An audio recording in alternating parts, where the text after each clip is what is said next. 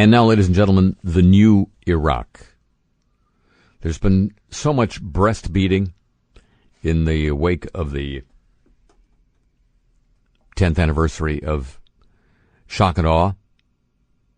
But here's somebody doing something else to his breast. Michael Knights in foreignpolicy.com in reporting. And this echoes what we've been reading this week. As recently as Friday, 76, I think, casualties in attacks and bombings on Sunni targets, following a wave of bombings of Shiite targets. Can I say that on the radio? Targets? Anyway, Michael Knights reports, in the latest bout of sectarian and ethnic bloodletting, coordinated bomb attacks ripped through Shiite neighborhoods in Baghdad and northern Iraq, killing more than 30 people. This, of course, was before the attacks on the Sunnis. The spasm of violence followed clashes between the Iraqi army and Sunni protesters and insurgents last month, when the federal government temporarily lost control of some town centers and urban neighborhoods. Negative indicators abound in Iraq. Armed civilian militias are reactivating. Tit-for-tat bombings are targeting Sunni and Shiite mosques. Some Iraqi military forces are breaking down into ethnic sectarian components or suffering from chronic absenteeism. Numerous segments of Iraq's body politic, Kurdish, Sunni, Arab, and Shia, are exasperated over the government's inability to address political or economic inequities. They're talking seriously about partition. Hello, Joe Biden. In late April, the federal military miscalculated when it raided a protest site in the northern town of Hawija, and that turned into a bloody firefight with scores of civilians killed. This event has the potential, says Knights, to become an iconic rallying call for insurgent groups such as Al-Qaeda in Iraq, hello, and the neo-Ba'athist Naqshbandi movement. The resurgence of violence since 2010 is shown very clearly in the metrics used to gauge the strength of the insurgency. The Washington Institute for Near East Policy's Iraq Violence Database has tracked violence since 2004. In the first quarter of 2011, monthly attacks bottomed out at 358. By the first quarter of 2012, the average monthly attacks had risen to 539. By the first quarter of this year, 804. Anti-U.S. targeting has been replaced with Iraqi on Iraqi violence. Former U.S. Ambassador to Iraq Ryan Crocker views the current period as a return to the conditions of 2006 and 2007, when Iraq plunged into civil war-like violence. You think this has anything to do with the fact that the money that General David Petraeus paid the Sunnis to stop fighting has run out, and the government jobs he promised them have failed to materialize? You think?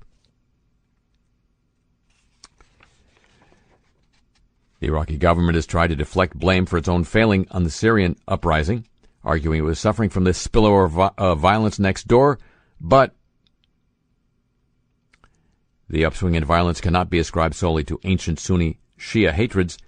The embers of sectarianism were stoked back into life by the Baghdad government's unwillingness to meet demands for an end to the collective punishment of Sunnis for the crimes of the Saddam Hussein regime. That was, I think, a legacy of J. Paul Bremer, wasn't it? Anyway, in the wake of all this, or ignoring all this, Donald Rumsfeld is making the rounds again, flogging a new book. You remember him, don't you? As we know, there are known knowns. There are things we know we know. We also know there are known unknowns. That is to say, we know there are some things we do not know. But there are also unknown unknowns. The ones we don't know, we don't know. Here is a country that's being liberated. Stuff happens, and it's untidy, and freedom's untidy, and free people are free to make mistakes. As you know, you go to war with the army you have, not the army you might want or wish to have at a later time. The army? Calling Dr. Freud. Anyway, Donald Rumsfeld was on a public radio program this week talking about his new book, in which he outlines his rules for leadership. Rumsfeld's rules I started collecting because my mom was a school teacher. And I was a youngster, and if I didn't know the meaning of a word, she'd say, well, write it down and look it up. And then I started writing down various other thoughts and rules and ideas and anecdotes. And so I've always carried a 3x5 card. And I've got now, I think, close to 300 rules. And they're not all mine, obviously. They're from people a lot smarter than I am. Oh, please. Nobody's smarter than you are. Here's proof.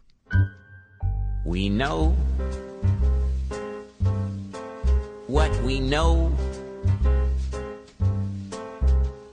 We think we know what we don't know. But if we don't know what we don't know,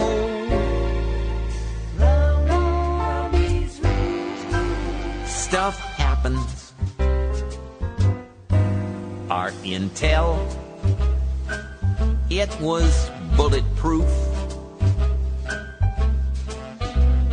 We had the bullets, just not the proof.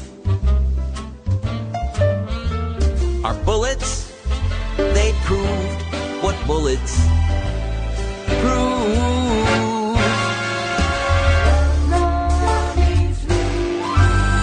Stuff happens.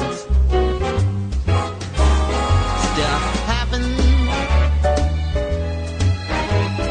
Looters got to loot. Stuff happens. Shooters shoot.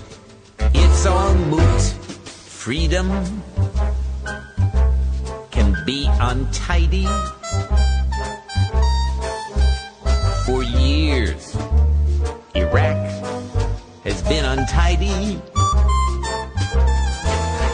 So why do you hate their freedom? Stuff happens. You fight with the army you have. Otherwise, you need another army. The army we had was the one we had.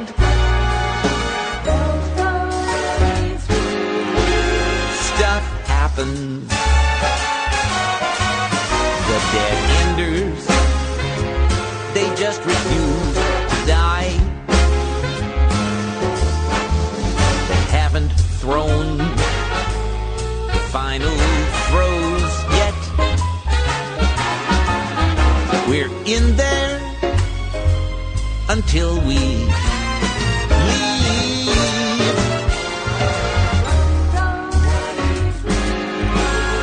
Stuff happens. Stuff happens. It happens every day. Stuff happens. If you're in the way, thank the USA. The unknowable, it can't be known. The unshowable just will not be shown. I rented this war, I didn't own. Say it again, girls. Take me home now. Stuff happens.